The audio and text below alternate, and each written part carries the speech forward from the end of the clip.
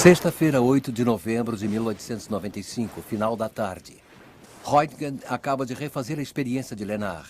Muda alguns parâmetros a fim de conhecer melhor a natureza dos raios catódicos.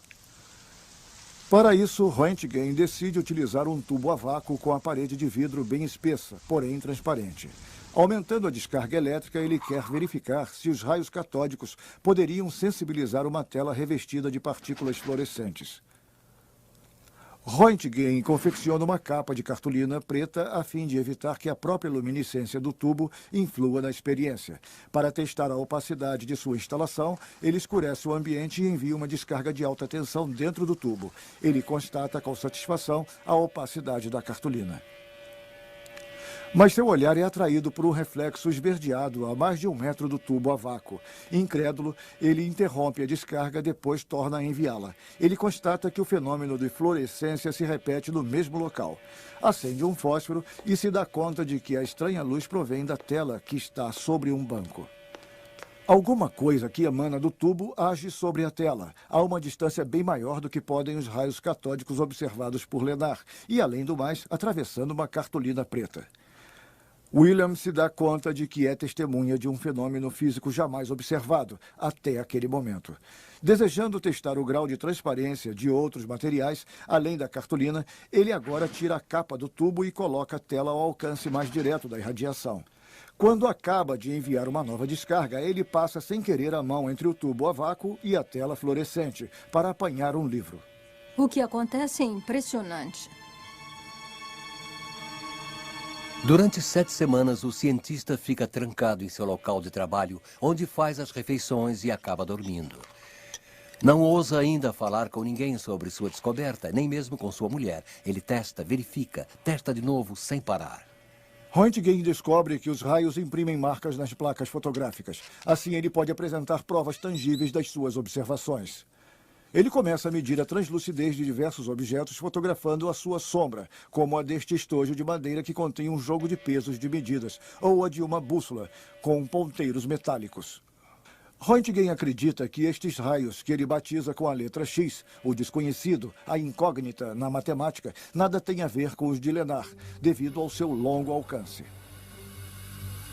Será preciso esperar 11 anos até que isto se confirme. É Einstein quem irá explicar a verdadeira natureza de ondas eletromagnéticas muito curtas pelo efeito fotoelétrico. Assim, os raios-x se devem à liberação de grãos de energia, os fótons. No dia seguinte ao Natal, o cientista convida sua esposa a entrar em seu laboratório. 1 hora depois, Ana Berta Röntgen contempla boquiaberta a fotografia dos ossos de sua mão, com uma sombra mais opaca sobre um dos dedos, seu anel. Em 28 de dezembro de 1895, Röntgen envia para a Sociedade de Física um manuscrito com o título sobre um novo tipo de raios. No dia 5 de janeiro é publicado um artigo na primeira página do jornal vienense Die Presse. Em uma semana, a notícia já percorreu o mundo inteiro. No dia 13 de janeiro, Röntgen é convidado pelo imperador Guilherme II para apresentar sua experiência em Berlim. De volta a Würzburg, no dia 23, ele dá uma conferência para um auditório muito empolgado. Ele não deixa de mencionar seus antecessores, entre os quais Lenard, pois, sem seus trabalhos, não teria descoberto os raios-x.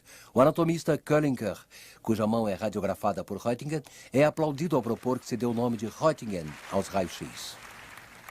Em Würzburg, os Röntgen recebem quilos de correspondência, cartas de felicitações, pedidos de informações sobre o material utilizado, além de propostas mais prosaicas. Com o de Christiansen, diretor da fábrica de bicicletas Sleds, que oferece a Röntgen 25% sobre hipotéticos direitos de exploração dos raios-x nos Estados Unidos.